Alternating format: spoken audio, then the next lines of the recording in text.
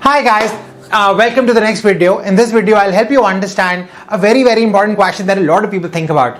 How to shortlist programs. If you're applying to top global MBA programs across the world and you pull out such a long list of Financial Times or Business Week or Forbes and you start going through schools randomly, you start comparing their ranks as well. And I think it takes a lot. It gets very, very overwhelming for a lot of people. So I'll give you something very logical, something that will stick with you. Let's start with, so first point number one is don't start with a theoretical list. Start with a country you would want to live in, right? Don't start pulling out random 100 programs to identify out of these programs, what numbers am I inspired by the most. So I know you've been ranked throughout your lives and you would not want to be in a top 50 situation. You would rather be in a top 10, top 5. But look at it very, very logically. Would you ever ask yourself that where is it that I want to go to gym in this world? You know what I mean? The first thing you would do is you would say, hey, do I want to live in Mumbai or do I want to live in New York? If you want to live in Mumbai, maybe ISB would be a great program for you. If you think you want to live in New York, go explore Columbia, Wharton, Harvard, whatever makes sense to you. A school will not decide your choice of country. It's the other way. Your choice of country will decide what schools do you want to study in. You know what I mean? Now, think about it this way. Once you think you have identified where is it that you want to live, once you know, and I think if you don't know, by the way, go spend money, maybe 2-3 lakhs, 4 lakhs, which is $5,000, $6,000, travel across the world. If you take a 1 month off from your current organization, the stock price would not go down. So take a 1 month break, go travel across the world, figure out if you don't understand what countries do you want to live in, maybe you want to spend time there.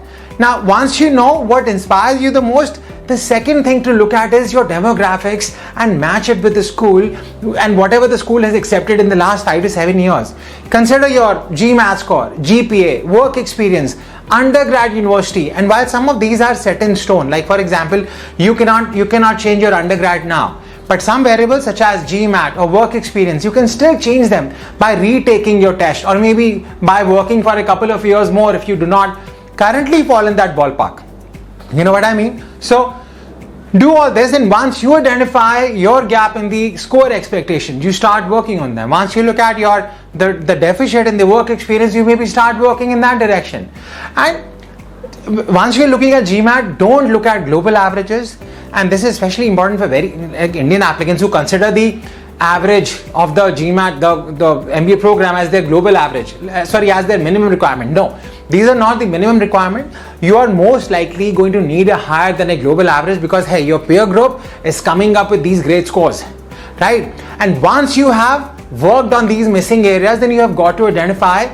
So once you know your GMAT score averages, once you know the work experience averages, and once you know what countries you want to live in, then you have to identify a spectrum of schools. I'll say this again. You have to identify the spectrum of schools in the range of wherever the entire demographics that you want to fit in. Like for example, don't theoretically put 3 schools from top 10, 3 schools from top 20 and so on. It is not a black box.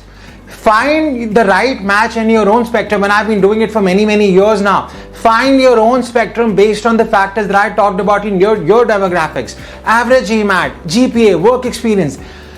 By the way, I think you should also watch another video of mine that says how to crack Harvard Business School, and you will know the different categories of profiles that are staggered in terms of their chances, one over the other. So go and watch that video as well as there on the same YouTube channel. And I think a lot of MBA applicants make this major mistake of randomly creating this dream, reach and safe category which is very, very theoretical. They do it theoretically, is the right way to do, but they do it really theoretically and they fail miserably in this. Like for example, look at it this way. If a particular school is below your league, should it definitely be in your safety category? It depends on what you will get from an MBA program and if you have a future out of that program or not. So maybe within that safe category, go and look at their placements, go and look at the average salaries and see if they inspire you. Otherwise, why would you need that safety? What is wrong with your current life that you're looking at for very safe options as well? If you're earning maybe 5 lakhs, 10 lakhs, 15 lakhs a year right now, and if you're paying somebody 70 lakhs just because you think, hey, you know what, this school falls in my safe category, and if you don't have a safe outlet there, what safety are you looking at?